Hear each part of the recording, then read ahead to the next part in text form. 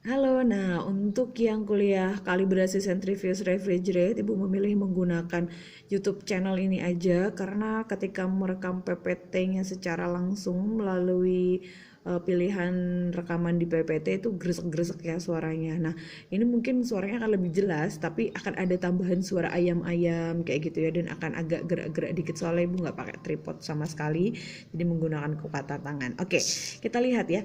Jadi kita akan bicara tentang kalibrasi centrifuge refrigerate. Nah, ini adalah kewajiban bagi seluruh teknisi pelayanan darah ya untuk bisa melakukan kalibrasi alat-alat yang ada di laboratorium. Nah, tujuannya kalibrasi ini untuk apa sih? Ya untuk melakukan kendali mutu terhadap mutu-mutu alatnya kayak gitu ya. Oke, kita lihat ya, refrigerate centrifuge itu apa sih? Alat yang digunakan untuk memisahkan komponen darah dalam kantong darah. Jadi biasanya yang tipenya refrigerate centrifuge ini itu adalah kantong darah, centrifuge untuk kantong darah, di mana dia itu punya fitur tambahan. Selain dia bisa memisahkan dengan bantuan kecepatan putar, dia itu punya fitur tambahan yaitu pengatur suhu. Jadi dia itu gimana? Dingin, ya bisa diatur suhunya dingin. Oke, memiliki fitur tambahan pengatur suhu atau pendingin untuk memenuhi kondisi suhu darah. Jadi kalau kita mau bikin atau kita mau produksi PRC dari WB, biasanya kita akan setting suhunya antara 4 sampai 6 ya sesuai suhu simpannya. Nah, adapun 3 fitur utamanya masih sama dong dengan centrifuge yang biasa. Dia punya fitur putaran ini ya. Kemudian ada waktu putarnya dan tambahan fiturannya itu adalah suhu. Nah, kalau misalnya kita ingin melakukan tes kecepatan putaran, pertama kita perlu menyalakan ini centrifuge dalam keadaan on. Jadi maksudnya tes kecepatan putar itu gini loh. Sebelum kita membahas step by stepnya. Kalau kita nyalain centrifuge, kan kita biasanya nyeting kecepatan putar ya, misalnya 3000 rpm. Nah, kalau misalnya kita nyeting 3000 rpm di layar centrifuge-nya juga pasti akan tertulis 3000 rpm. Nah, kita perlu melakukan kendali mutu, apakah benar nih dia muternya benar-benar 3000 rpm. Jadi nanti kita ngecek putarannya menggunakan alat bantu. Nama alat bantunya adalah tachometer. Nah, nanti Ibu akan masukin juga video YouTube pengukuran tachometer. Jadi kita nyoba baca ini dulu aja ya. Pertama adalah menyalakan centrifuge dengan menekan tombol on. Kemudian membuka tutup centrifuge. Jadi kan biasanya si centrifuge itu ada tutupnya. Kita buka nih supaya nanti kita bisa lihat putarannya.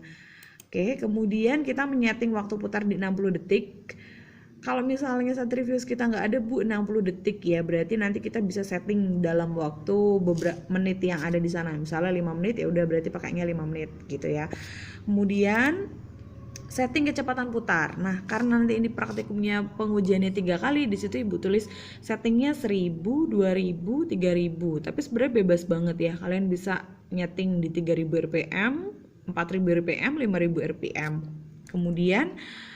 Kemudian putar centrifuge dengan menekan tombol startnya dan kita nyalakan si alat tachometer, lalu kita setting ke kecepatan putar RPM. Nanti kita tekan tombol pada tachometer, terus catat kecepatan RPM yang tampak pada tachometer ya di lembar kerja kalibrasi, kemudian ulangi langkah-langkah di atas sampai 3 kali. Jadi nanti kalian itu akan dihadapkan dengan ini loh. Ini adalah lembar kalibrasinya. Nanti kalian akan mencatat kecepatan standar. Ini adalah kecepatan yang ada pada centrifuge dibandingkan dengan kecepatan sebenarnya, yaitu kecepatan yang diukur dari alat tachometer. Kemudian akan melalui perhitungan-perhitungan. Nah, perhitungan-perhitungan ini nanti akan Ibu jelaskan di YouTube channel yang lain. Di channel yang sama ya, tapi di video yang lain. Jadi nanti kita akan hitung ya berapakah deviasi penyimpangannya gitu ya. Terus berapa standar deviasinya penyimpangannya. Kemudian ini ada nilai CV-nya. Berapa persen sih penyimpangan yang boleh dimiliki oleh kecepatan putar dari centrifuge ini.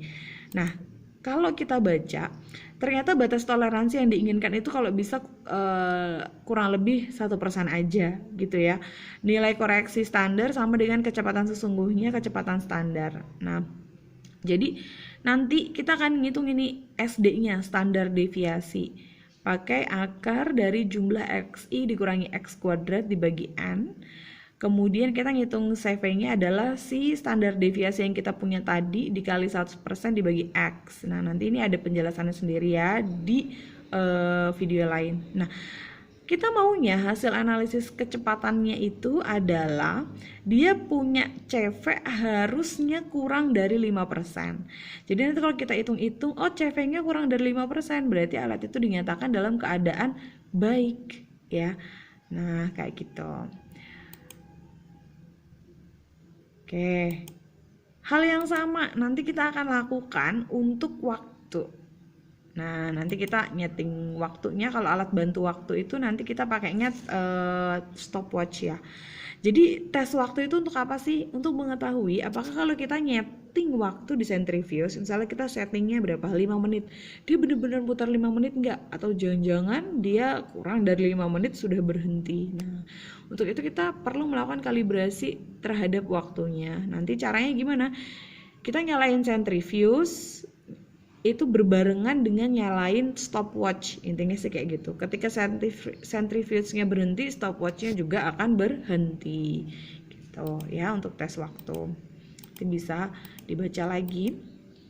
Nah, tes suhu gimana? Kalau tes suhu nanti kita akan nyeting suhu di centrifuge-nya. Misalnya kita setting suhu 4 derajat Celcius. Nah, kita akan masukin termometer terstandar untuk ngukur suhunya bener nggak nyampe 4 derajat Celcius. Jadi nanti kita akan nyeting suhu centrifuge sampai 4 derajat Celcius, terus kita naruh termometer di dalam centrifuge-nya itu, terus kita diamkan selama 1 menit. Jadi nanti kita lihat setelah 1 menit apakah benar suhu di centrifuge itu sesuai dengan suhu yang tercatat atau terdapat pada termometer. Oke, seperti itu ya, mudah sekali. Nanti kita akan diskusi di grup.